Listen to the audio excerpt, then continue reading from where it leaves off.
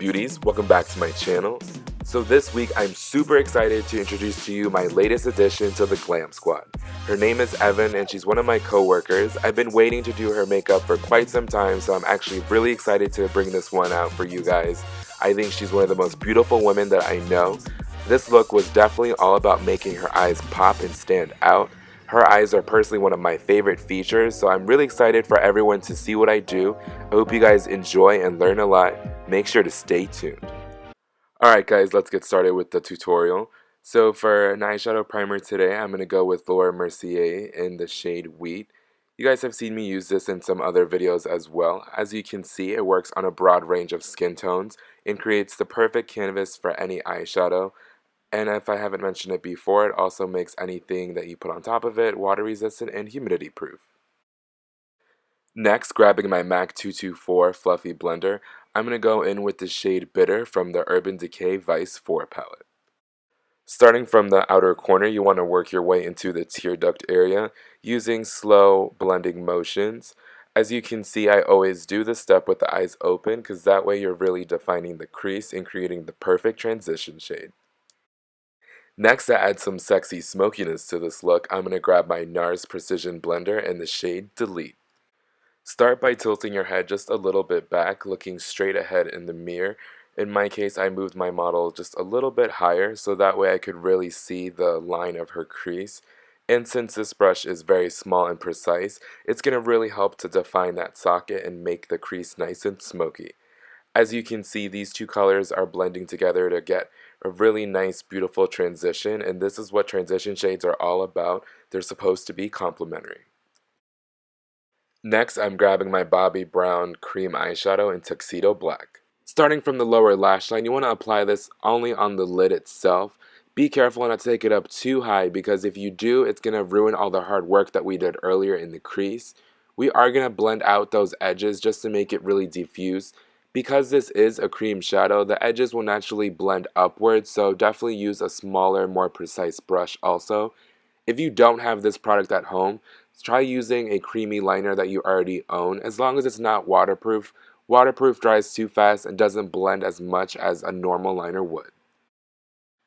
Next, to blend out any rough edges, I'm going to grab my Nars Precision Blender.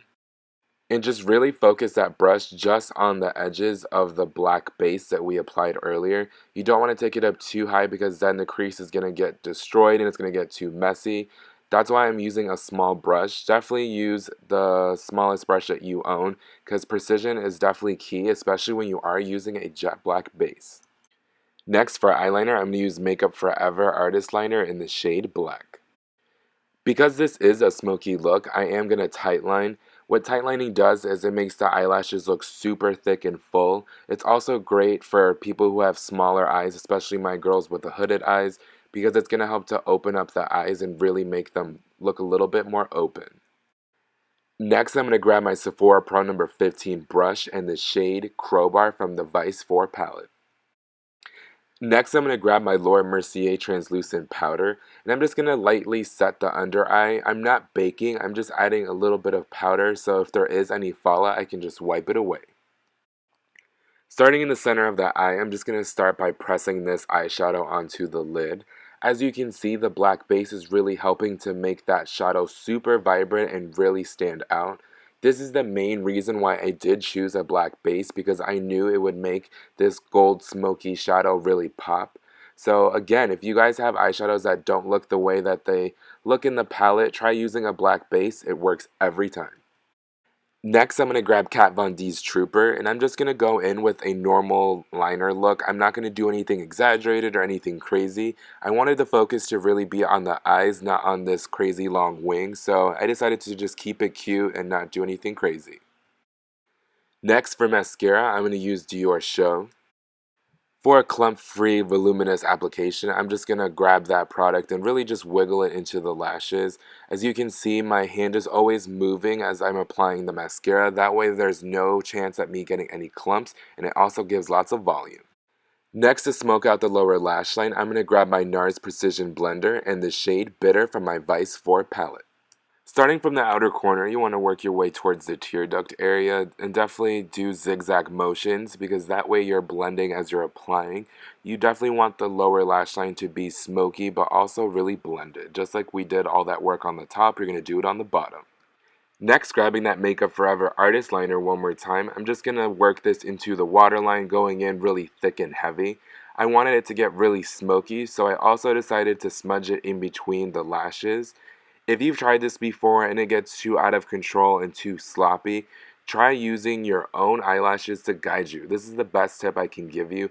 I'm literally just wiggling this in a zigzag motion in between her eyelashes, and that's why the line is really small and tight and neat and precise. So always remember to keep it cute. Next, I'm going to grab my Chanel smudge brush and the shade Delete from my Vice 4 palette. Make sure to tap off any excess product and then slowly wiggle this in a zigzag motion underneath the lashes, just going right over the liner that we applied earlier. I noticed during doing this that the liner wasn't really blending out the way I wanted it to, so I switched to something that was a little wider and also a little bit more dense, so it helped to blend out the lower lash line just the way I wanted it to, and it definitely gave me the result I was looking for. Next, grabbing my Trish number 48 brush, I'm just going to wipe away any fallout that happened during the process of me doing the eyes in just a sweeping motion. Today I'm going to use the Lena lashes in the style Khloe.